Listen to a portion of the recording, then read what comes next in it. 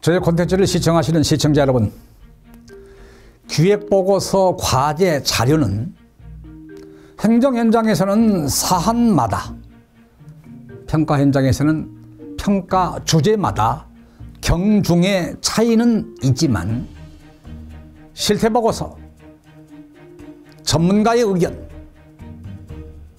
현장 수요자의 의견, 유사 사례, 그리고 원리와 규정, 배경 자료로 구성되어 있다는 것을 알았습니다. 이렇게 과제 자료를 분류하는 것은 작성 시간을 줄이기 위한 선택과 집중을 통한 작성법을 활용하기 위해서고, 선택과 집중의 대상은 전문가 의견이라는 것을 알게 되었습니다. 그렇다면 과연 어떻게 통찰적으로 꿰뚫어보는 시각으로 전문가 의견을 분석한 뒤 어떻게 문제점을 도출하고 범주화할 수 있을까요?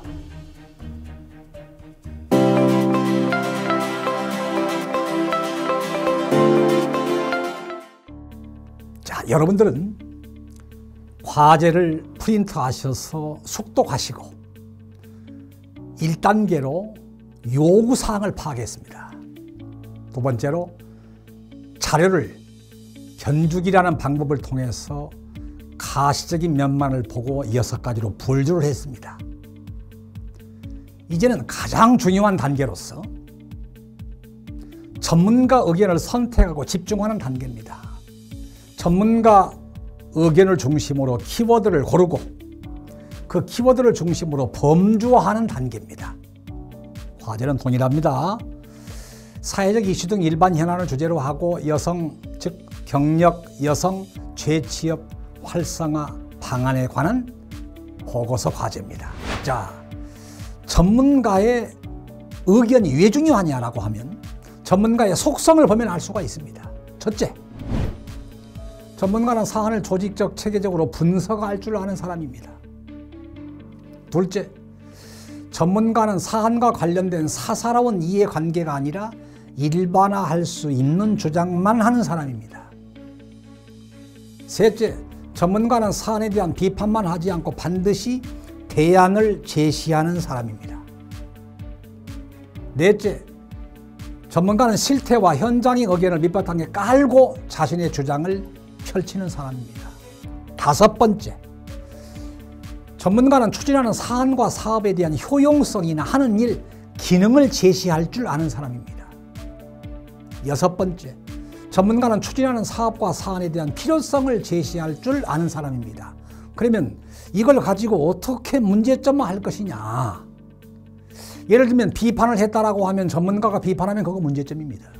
범주와 기준을 제가 10가지를 제시해 드렸습니다. 늘 머릿속에 상기시켜야 됩니다. 이렇게 내외 관계 요인별, 일의 순서별, 업무 대상별, 수요 공급 전달자별, 그리고 업무 주체별, 그리고 문제 출처별, 그리고 선발자와 선발 대상자별, 그리고 가해자와 피해자별, 그리고 시기별, 그리고 연계협력 주체별 중 나는 이걸로 선택을 해서 범주화하겠다라고 하면 방금 키워드와 연결시켰지요. 그러면 개인과 관계되는 용어는 일, 가정, 병행 6자로 제가 의문을 맞췄습니다.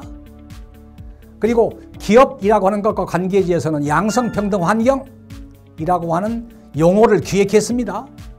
그리고 국가와 관계되는 내용은 지원정책 추진이라는 단어로 범주화했습니다. 그러면 일, 가정, 병행이라는 단어가 문제점의 토픽 센텐스, 소제목으로 나와야 되고 방안에도 들어가야 됩니다. 그래야 문제점과 방안이 1:1 대응이 되었다고 하는 것을 평가자에게 바로 보여줄 수 있기 때문입니다.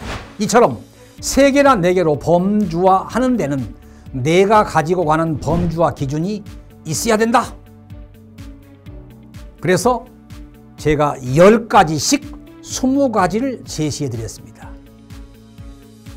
이 범주와 기준은 내가 늘 숙지를 하고 어떤 주제든지 이 범주와 기준을 가지고 가서 분류한 뒤에 아우르고 범주화된 용어를 기획하는 것이 가장 보고서를 작성하는 데 핵심 사항이다 라고 하는 사실을 강조합니다.